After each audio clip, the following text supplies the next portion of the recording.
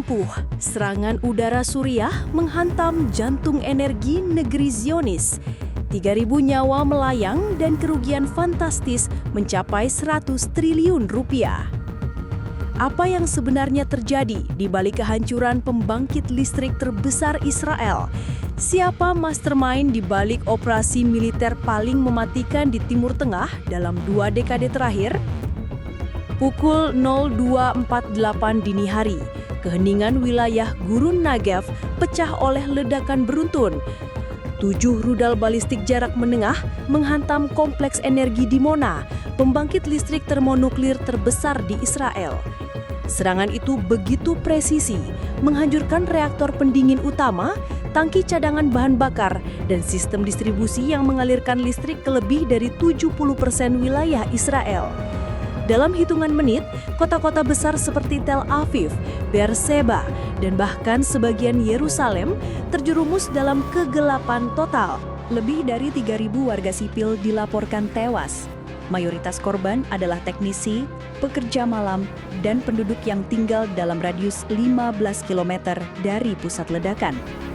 Rumah sakit setempat lumpuh karena kehabisan daya cadangan.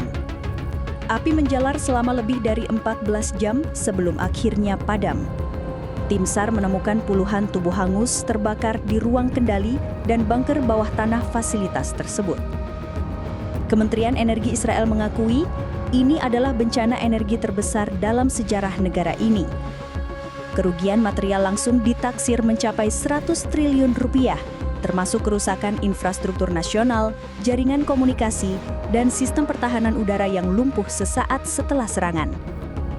Investigasi awal dari Unit 8200, Divisi Intelijen Elit Israel, menyimpulkan bahwa rudal diluncurkan dari wilayah timur Aleppo, Suriah. Namun yang mengejutkan, rudal tersebut bukan model lama. Mereka adalah varian baru dari sistem Maisalun 5, senjata balistik berbasis teknologi Iran yang sebelumnya belum pernah digunakan dalam konflik nyata. Lebih mengejutkan lagi, serangan ini dipimpin langsung oleh Jenderal Qasim Al-Mukhtari, Komandan Pasukan Pertahanan Udara Suriah. Ia dikenal sebagai arsitek strategi, serang dari dalam bayangan, dan dalang di balik berbagai operasi siluman di perbatasan Golan. Menurut laporan eksklusif dari intelijen Rusia, Qasim Al-Mukhtari telah membentuk satuan khusus bernama Liwa Al-Ra'ad atau Brigade Petir, unit yang bergerak cepat, mematikan, dan mampu menembus radar Iron Dome. Apa motif utama di balik serangan ini? Berdasarkan sumber militer di Damaskus, serangan ini adalah tindakan pembalasan terukur atas pemboman Israel di wilayah barat Homs sebulan lalu, yang menewaskan 11 perwira Syuriah dan menghancurkan fasilitas militer penting. Namun yang paling memicu kemarahan Damaskus adalah serangan drone Israel yang menewaskan anak dari Menteri Pertahanan Syuriah saat sedang menempuh pendidikan di Teheran.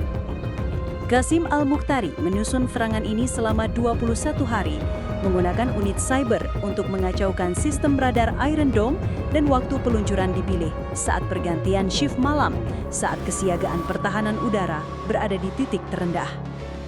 Dewan Keamanan PBB mengadakan sidang darurat. Amerika Serikat mengutuk keras serangan tersebut, namun enggan memberikan dukungan militer langsung karena tidak ingin eskalasi meluas ke kawasan Teluk. Iran, di sisi lain, menyebutnya sebagai kemenangan strategis perlawanan. Uni Emirat Arab dan Arab Saudi menyuarakan keprihatinan, tetapi menolak menyebut Syuriah sebagai pihak yang bersalah. Beberapa analis menyebut ini adalah awal dari babak baru, perang energi di Timur Tengah. Pasar saham Israel anjlok 12% dalam satu hari. Bank sentral menggelar rapat darurat dan mengaktifkan paket bailout untuk sektor energi dan rumah sakit. Kacauan masih terasa. Ribuan warga antre untuk mendapatkan air bersih dan makanan kaleng.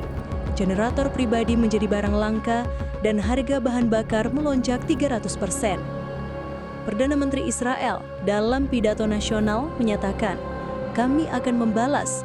Mereka telah menyentuh jantung kami. Sekarang giliran kami menyentuh milik mereka." Militer Israel mengerahkan divisi ke-98 dan armada udara dari pangkalan Ramat David, bersiap melakukan serangan balasan besar-besaran ke wilayah Suriah.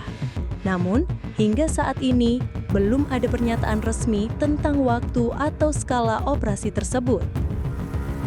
Serangan ke pembangkit listrik di Mona bukan sekadar pukulan teknis, ini adalah simbol.